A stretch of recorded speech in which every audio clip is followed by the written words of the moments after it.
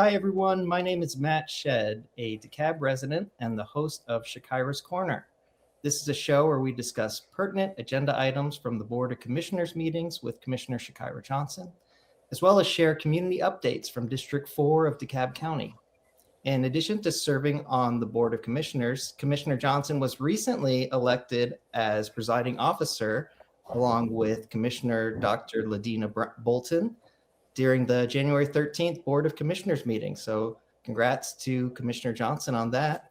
Commissioner Johnson is also a member of 3 county committees: the FAB Committee, which handles finance, audit, and budget; the ERPS Committee, which handles employment, employee relations, and public safety; and the PWI Committee, which is the Public Works and Infrastructure Committee. Commissioner Johnson has 5 focus areas for District 4 of DeKalb County, and those include housing, infrastructure development, youth development, Memorial Drive revitalization, and services for new Americans. And today we are very excited to welcome DeKalb County's Chief Housing Officer, Dr. Alan Ferguson, as our guest for this episode. So I'll be facilitating a conversation between Dr. Ferguson and Commissioner Johnson on issues relevant to DeKalb residents and District 4 specifically. But before we get to the conversation between the two of them that I'll be moderating, I wanted to ask Dr. Ferguson a few questions one-on-one for us to get to know him a little bit better. All right, Dr. Ferguson, how are you today? I'm doing great, Matt. Thank you. Thanks for having me. Absolutely. It's our pleasure, and we really appreciate you taking the time. So we try to ask a version of this to all of our guests. Just kind of give us an idea of what pulled you into public service. Was there a particular moment where you thought, this is something that I want to pursue? Yeah, well, that's a great question. So I would say I really, felt the spark, if you will, to be involved and engaged and do something for a community, actually when I, was a kid, growing up in South DeKalb County, and seeing the changes, that were happening, occurring in my neighborhood, and wondering why someone can't do something, to, keep, stores in place, to keep retail and services, available. Seeing, people around me, lots of homeowners, making investments, in our neighborhood and our community, in terms of buying their homes, maintaining their homes, and really creating a strong, stable community. But seeing all of those, economic opportunities, amenities, and services, and all the things that add to a great quality of life kind of disappear, over time. And I thought to myself, well, somebody should do something about it. And as I, matriculated and I went off, to college. I went to college here in the local area, um, Morehouse College. I came out of Morehouse saying, I'm going to do, something about it. So, my first effort was to go into banking, because I figured my, community, needed money, needed resources. So you go to where the money is, where the banks are. But I kind of quickly, found out that, banking wasn't necessarily focused on community the same way I want it to be, focused on. And so, I began to set a path forward in my career, to really see how I can engage in various sectors and kind of bring my talents and skills, that I gained in finance into the public sphere. So I worked for one of the government sponsored enterprises, Fannie Mae, for a number of years. And then after leaving Fannie Mae, I transitioned into the public space, working for state government and local government. And I've found my way, as I describe it, I found my way back home, here in DeKalb County. So I'm glad to serve the people of DeKalb. That's awesome. Thanks for that kind of overview of your career and your path to this exciting new office. And I want to talk more about this being a new office for DeKalb County. But I want to bring Commissioner Johnson on stage now so that we can hear her kind of chime in and her thoughts on this exciting new development. So Commissioner Johnson, let's kind of just start off with you. What are some comments that you hear in Board of Commissioner meetings from, or just from residents reaching out to your office in terms of housing that you think Dr. Ferguson's new role can address? Well, first, good afternoon, everybody. Good to see you, Matt and Dr. Ferguson. Thank you for being here. I think Madam CEO adding the Chief Housing Officer role to the county was really smart and really good timing because, as a board of commission, there's 7 individuals plus the CEO, and quite often we don't agree on everything. But I think it's safe to say that every one of us, in some form or fashion, has had a focus on housing because it has become so important and so evident of an issue in DeKalb County that we cannot ignore it. So, what I've hear from constituents and the things we talk about on the BOC are run the gambit of issues with the unhoused population expanding, with different levels of housing, types of housing, the missing middle, workforce, affordable, what is attainable. So we have ran the gambit of having those conversations, as well as receiving those calls and emails from constituents, whether it's there's a homeless person in this area, or I need help paying rent, or I'm going to be homeless. So we've gotten everywhere in between in the last year in our office. That's great context. Dr. Ferguson, do you want to kind of chime in from the perspective of you taking on this role and how what your goals are in this position? Sure, absolutely. And, kind of very similar, to Commissioner Johnson, I hear, a lot of anxiety. I hear a lot of uncertainty, amongst our residents and our constituents. Many residents are worried about rising rents. They're worried about staying, in their neighborhoods, whether help will come in time when their housing situations become unstable. And definitely, we hear a lot of concern regarding, the homeless and the underhoused.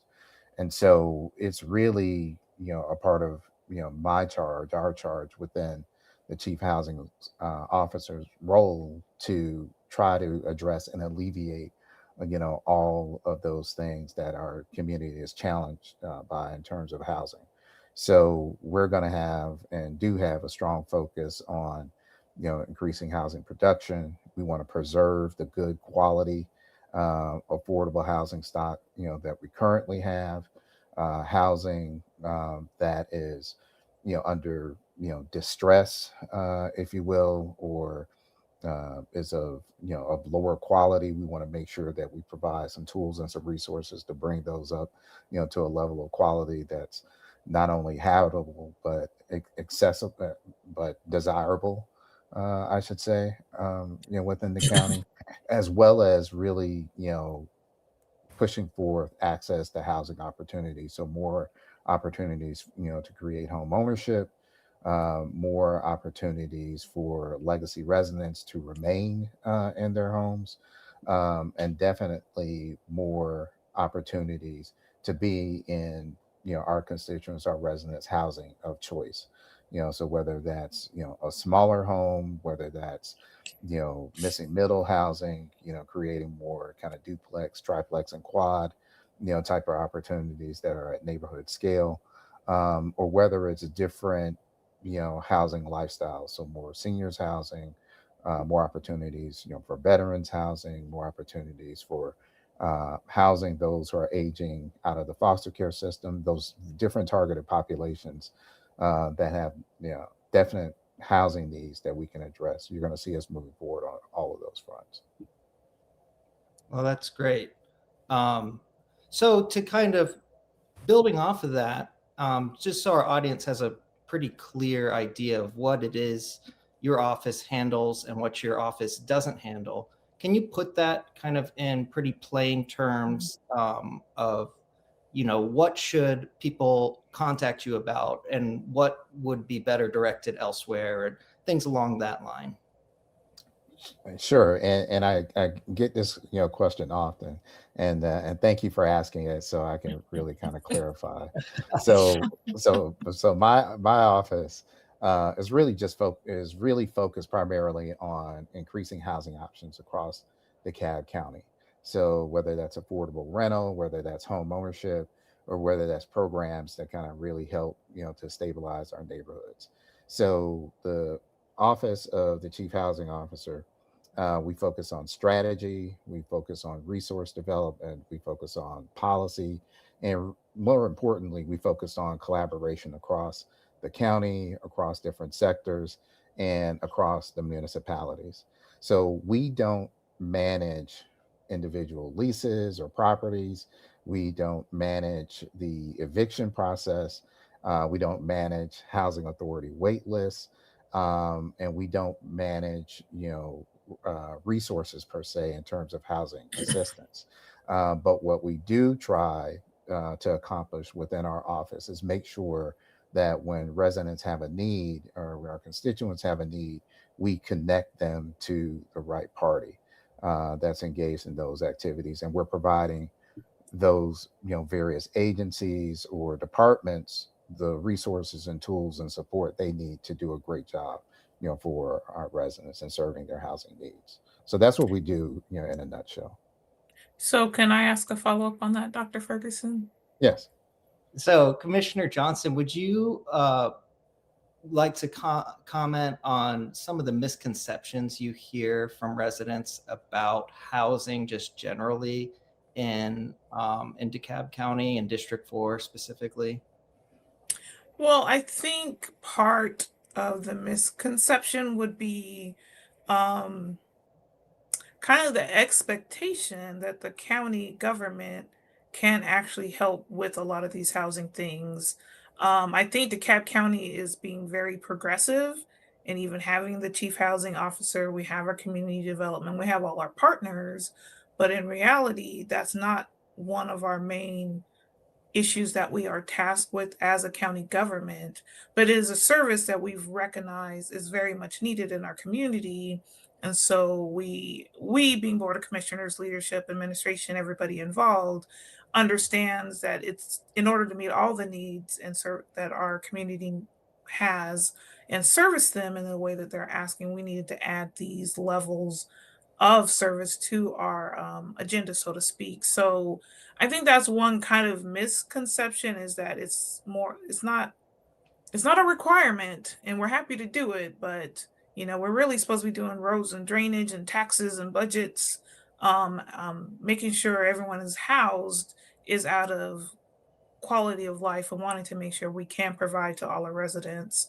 And then I think the other kind of misconception is that there's like these huge pots of money that we can just give individual residents money to help fix a rodent issue or money to help fix something very specific at their house. There are programs that they can apply for through community development, but those are tied to federal dollars and federal regulations and requirements. So it's not quite as simple as we would probably like to be just able to kind of hand out money to residents in Mhm. need, because there's many residents in need. So there's got to be rules and regulations applied to it. So when it comes to misconceptions, I think that would be kind of part of it.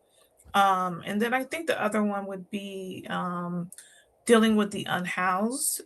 We get a lot of calls about our unhoused population, and there might be individuals that are lingering in one place or another, and how do we handle them? They have rights too, and we have to make sure that we're adhering to their rights and not Mhm. overstepping. And if they're not doing anything illegal or hurting themselves, they still have a right to be where they are. So it's kind of can be hard to kind of walk that line of helping answering the call from a resident, but also respecting the rights and the wishes of the unhoused. So those are some of the kind of, I guess you would say, misconceptions that I've run across in the last year or so. No, that's great. That's helpful context, and I think that'll give residents a clear idea of what we're actually looking at here. And I know, Dr. Ferguson, diversity in housing is a big priority. What's the county's approach to ensuring that we have a housing market that meets the needs of everybody? Yeah, so actually, I really have to, give credit to one of my colleagues and partner departments, and that's our Department of Planning and Sustainability. And under the leadership of their new director, Juliana Njoku, they are pursuing um, what we're calling the zoning rewrite, where we are finally taking the time, as a county and going through a very deliberate process to take a look at the county's, zoning codes, restrictions, limitations, and all of those things. And within that process, we're working together to make sure that we're incorporating those elements that allows for the creation of more housing, but a variety of housing types. And we think that's quite honestly the best kind of pathway forward, for us to address that, because essentially when you talk about, developers and investors, when people come to the county or within the county and they want to build, one of the first things that they look, towards is, what's the framing that's allowed within the zoning code. And so if we incorporate that framing, within the zoning code, then we can get the varieties of housing that we see our population needs now and is going to need in the future. So when we talk about, the opportunity for, missing middle housing, per se, or the opportunity to create, smaller homes or accessory dwelling units, um, cottage courts, targeted towards, seniors and different housing options for other, types of populations, we can embed that within the zoning rewrite and make sure that we're opening up those opportunities, for that housing to get created. So that's just the framework. We also couple that with making sure that, mission aligned groups and interested parties have the right tools and resources from of support from the county in order to make that happen as well. And we're working on that piece of the puzzle, as we speak. Yeah, and that, I guess, this, making housing available to a diverse group of people touches on something that I want to get to, which is kind of getting down to brass tacks of like, okay, so say I missed a paycheck and I'm in fear of losing my housing. What should I do first? And how do I get the right help right away? Yeah, well, that's a great question. It's a question that unfortunately, too many of our residents face each and every day. So the first thing that you should do, and I advise people to do, is just to seek help immediately. Don't wait, don't hesitate, reach out to someone and, get those resources. So contact, your local, housing stability or emergency assistance providers. You can reach out to the service that's operated by the Greater Atlanta United Way. Call 211, and they can put you in contact with a number of service providers. You can also reach out to some, trusted and established community organizations that can help you navigate available support fairly quickly. One that comes to mind is Archie, which stands for the Atlanta Regional Collaborative for Health Improvement.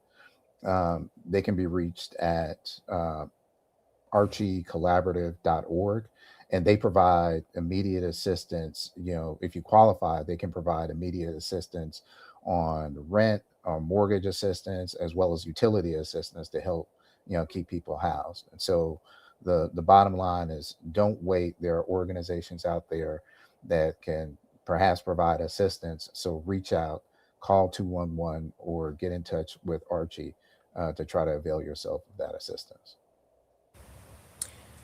Dr. Ferguson, are some of the resources you mentioned about a month or so ago, CEO put out a resource guide on a bunch of different resources for the community. Are some of those organizations you just listed in that resource guide as well? Yes, absolutely. They're there as well, and so if they access that resource guide, they'll be able to look at a variety of those organizations as well. Yeah, and we probably can push that again to make sure people are aware of how they can get the help that they need. Um, to make sure, like Dr. Ferguson was saying, when you're finding yourself at that point, don't wait until it's too late, and then Mhm. it may be too time sensitive for you to get the help that you need to make the difference, to make sure that you're staying housed and staying in whatever housing situation that you're in and keeping your roof over your head. Yeah. 100%. And, just to kind of help us get a sense of this issue, Commissioner Johnson, do you ever hear from people in that situation, constituents of District 4 or otherwise that are facing that?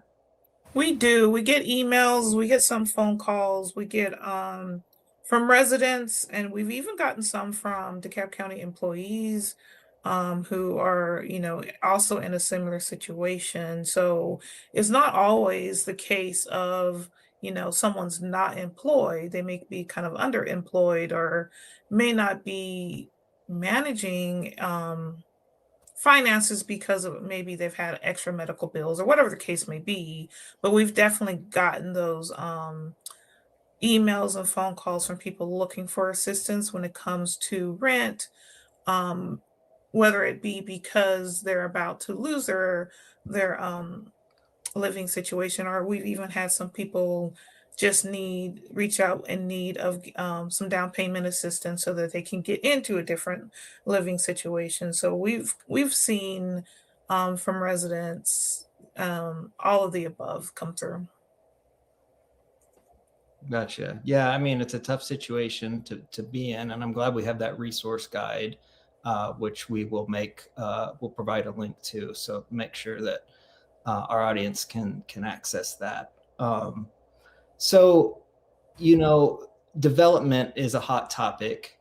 Um, how do we, or Dr. Ferguson, how are you thinking about creating more housing without displacing long-term residents of a particular area? Yeah, so we definitely want to, encourage development. We definitely want to encourage, new housing, additional housing, brought forth, in DeKalb County. But at the same time, we want to make sure that we pair that with protections, for our residents. So deploying, neighborhood, housing stabilization tools, really leaning into preservation of existing affordable homes, and what I think is key is intentional, community engagement. So the growth that happens really works to strengthen neighborhoods rather than to push people out. So when we talk about anti-displacement measures, we're talking about bringing forth enhanced tools around, owner-occupied rehab, so that we can, help, our residents, especially our legacy residents, keep their homes safe, warm, and dry, and well maintained, as well as allow for aging in place in those homes, so that as they age and maybe their own personal circumstances change, so that their home is still available to them, still accessible to them, until usable to them, and it doesn't force their displacement, but because they're aging in place. We also want to encourage, not just us from a county standpoint, but also working with our municipalities to really, really challenge developers, especially those who are coming in and trying to advance new housing development.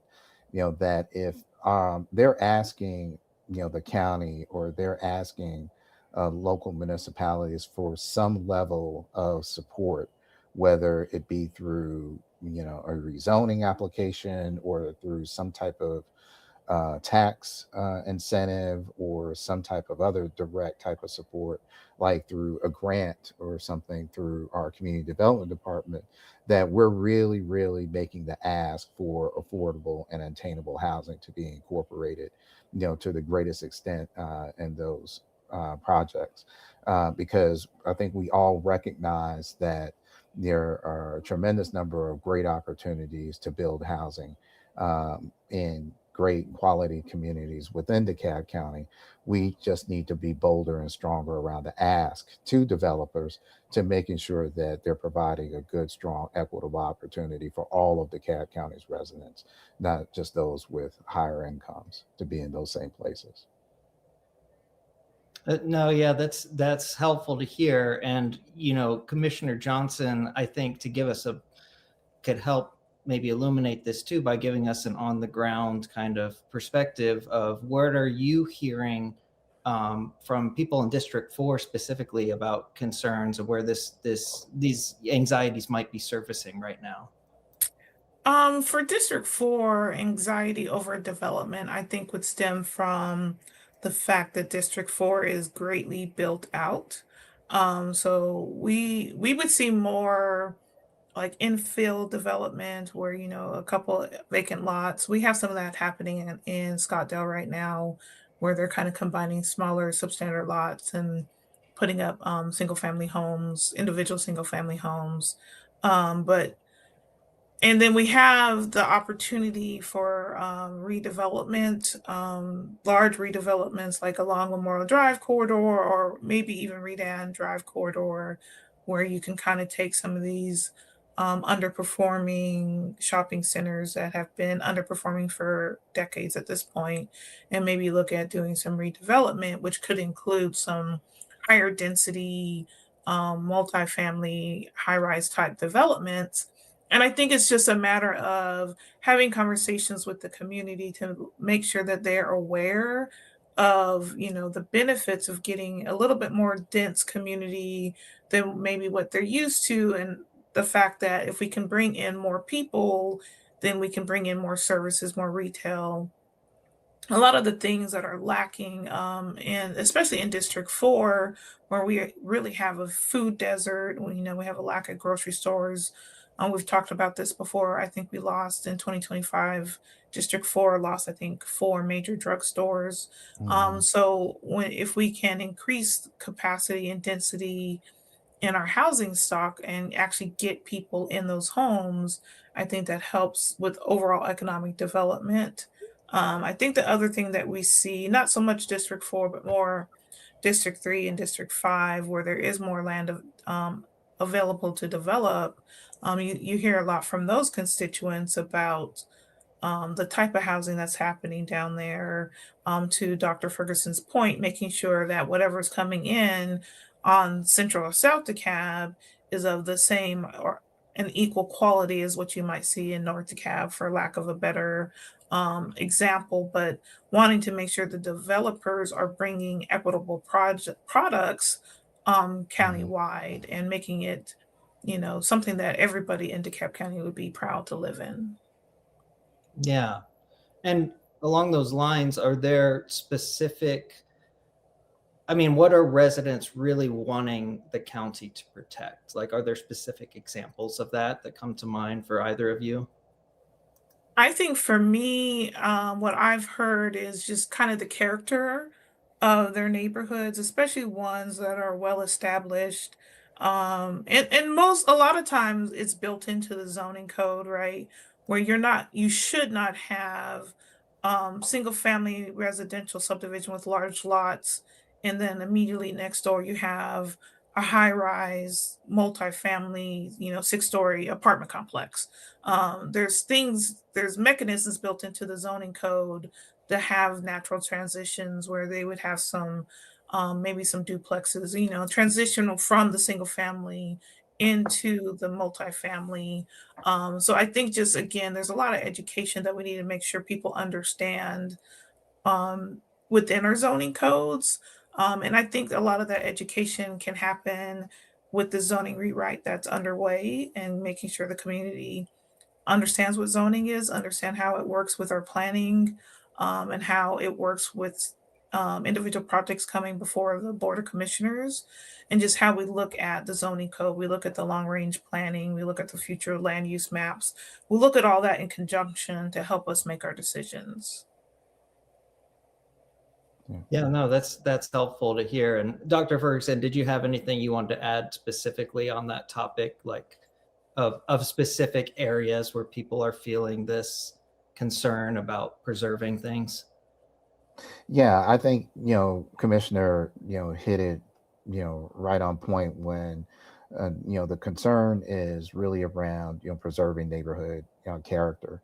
And I think you're going to see with the work that's being done under the zoning rewrite, we're really trying to lean into that notion and try to preserve as much of that neighborhood character, as possible. So when we talk about trying to increase, density in some of our existing neighborhoods, being, very thoughtful about that, really, maybe tackling that through, support for missing middle housing that, provides you an opportunity for increasing density, but at a neighborhood scale, so that it doesn't change, the look, feel, and really, the quality of the neighborhoods, that we've, grown to know and love, here in DeKalb County.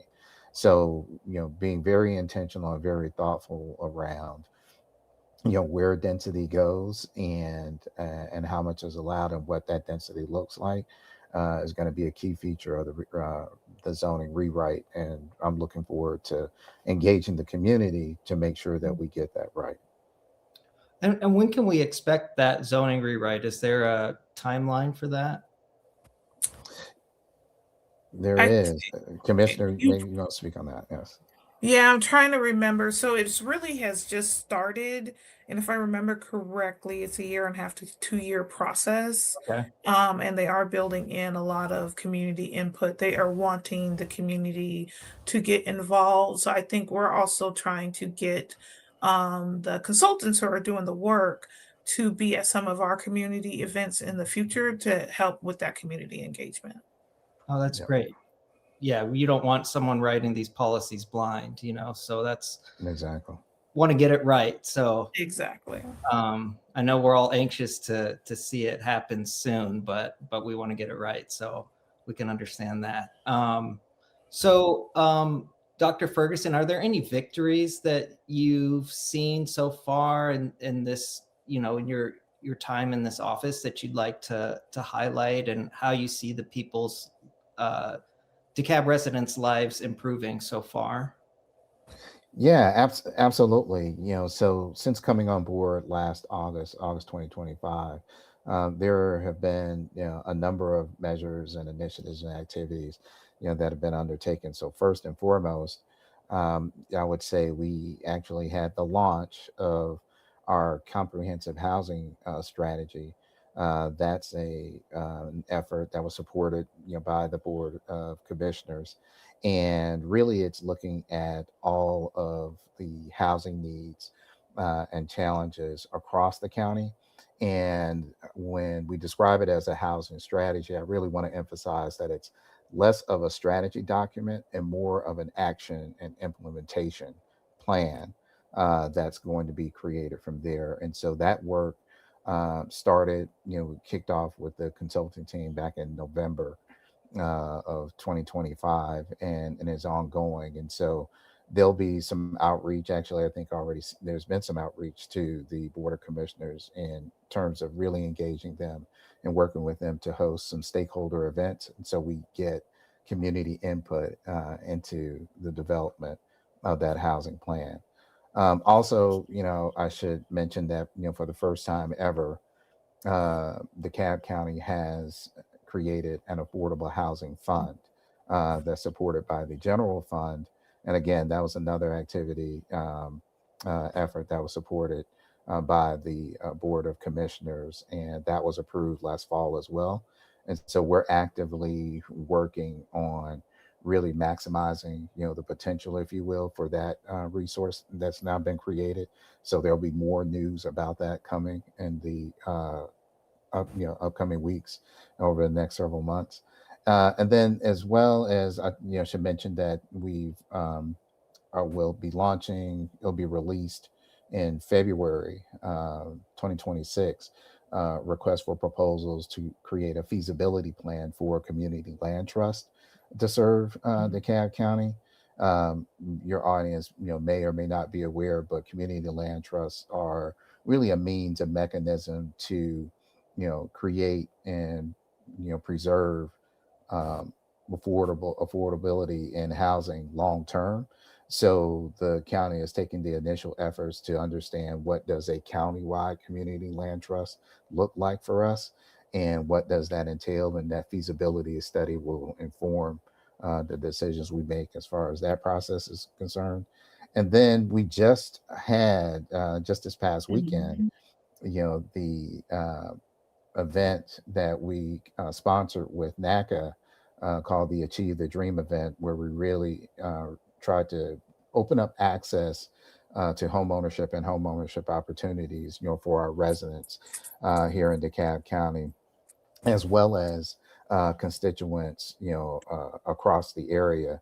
I can tell you, I'm waiting on the final numbers to come in, but I visited the event Thursday, Friday, and Saturday. And by Saturday afternoon, they had already seen over 4,000 participants come Wow. through that event, receiving homeownership counseling, beginning the process. And some of them, quite a number of them, walked away being pre-approved for a mortgage so that they could begin shopping, for a home, to call their own. So we're really, really excited that we had that opportunity, and we're looking forward to doing even more events and creating even more opportunities to increase housing access here in DeKalb County going forward. So um, it hasn't quite been 6 months for me being on board, but already we have a number of activities that we're proud of that are going to launch the county forward as far as opening up housing opportunity. And I think those are all amazing, Dr. Ferguson. And one that we started right before you got here, but kind of got implemented while you've been here is Park 500. Yes. And those 50 Mhm. units, Board of Commissioners took that action, I think late spring last year, Mhm. where the county owns 50 units at Park 500 apartment complex, and the goal with that was to get people out of the extended stay hotels and into more long-term housing situations, as well as provide them with wraparound services. And it was really exciting to see the administration was able to execute that and get them in their homes, and those 50 units filled right at Christmas time. So that was Yeah. really exciting as well. I'm one of DeKalb County, I think, is on the forefront of even owning 50 units in an apartment complex to have such a program. So there was a lot of movement on housing last year. Yeah, for sure. For sure. Thanks, Commissioner, for bringing that up. I appreciate it. No, no problem. So, as we wrap up here, are there a few just bullet point takeaways that we can leave our audience with when they think about housing in DeKalb County, or in your case, Commissioner Johnson, District 4 specifically? Yeah, I'd like to hear from both of you if you just want to kind of either highlights from our conversation that people can kind of in a condensed version, or things we didn't touch on that you'd like them to know. I think the highlight and the underlying thread that connects all of this is the Board of Commissioners, the CEO, administration, her cabinet. Everybody's very focused on the housing situation in DeKalb County and trying to improve it on every level and every facet that we can think of. Understanding that it is very much multifaceted. So I think the biggest takeaway I would like someone to have is that we hear it, we see it, we understand it, and we're working on it. And it is a collaborative effort to make sure that we're trying to get it all done and get it done in a way, in the right way that does not displace people and helps preserve neighborhoods and character areas, and but also still allows for progress and development. I think a lot of conversations happening at the BOC is geared towards that. You see a lot, not just conversations, but legislation, policies, ideas, So again, I think people can walk away knowing that the board of commissioners, as well as myself as District 4 commissioner and now presiding officer, is laser focused on these items. Yeah, Dr. Ferguson, would you like to add anything? Any Yeah, takeaway? I would just, echo Commissioner's points, and I would just add that, we, as a county, had a really strong, momentous year in 2025, and here in 2026, the message is that there's more to come. So, over the next several weeks and months, we're going to advance, several efforts to try to create more housing, preserve more housing, improve housing quality, and really expand housing access. And there's going to be an intentional focus on trying to serve our most vulnerable residents, talking about those who are homeless and those who are underhoused. And so I just really invite everyone to stay engaged, stay tuned, and look out, because there's more to come this year and how we're going to really advance housing in DeKalb County. Oh, it's exciting to hear. And we know, Commissioner Johnson, that housing is one of your 5 core issues. So it's something that's always front of mind for your office. Yeah. And before we have you, give us where people can reach you, Commissioner Johnson, I'd just like to, first of all, congratulate you on your new role as presiding officer, Yes. or should we say co-presiding officer? Presiding officer, and Dr. Bolton is deputy presiding officer. Okay, gotcha. Oh, great. So tell us just briefly, what does that mean in terms of your role and what that's going to look like going forward? In one way, it's more of a headache. So as presiding officer, every year, as the Board of Commissioners elects someone to be presiding officer and someone to be deputy presiding officer, part of the duties are setting the agendas for the meetings, being the liaison between the CEO and administration and my fellow Board of Commissioners. And I say it's more of a headache because we're just coming out of this emergency weather situation with the ice storm, and having to help make the call on whether or not we go virtual, what's happening with our meetings, and just coordinating with CEO and emergency management is, so there's lots of moving parts to being presiding officer. So I'm really looking forward to it, really excited, really honored that my fellow commissioners voted unanimously for myself, but also for Dr. Bolton, as we're both wrapping up our first year on the Board of Commissioners. Even though, technically, I think this is the start of my 18th year as an elected official, having been on, city council for 16 years and 12 of those years as mayor pro tem. So I'm not completely new to leading like this, but DeKalb County and Board of Commissioners is a much bigger machine and a lot more moving parts than little city of Stone Mountain. But I'm really excited about it, hoping to really bring just some more efficiency to our meetings. We get a little long-winded. We've been going a little long, so trying to see how we can move those conversations off of the voting meeting back onto the committees where they should be, and just really help collaborate between the commissioners, administration, and CEO's office.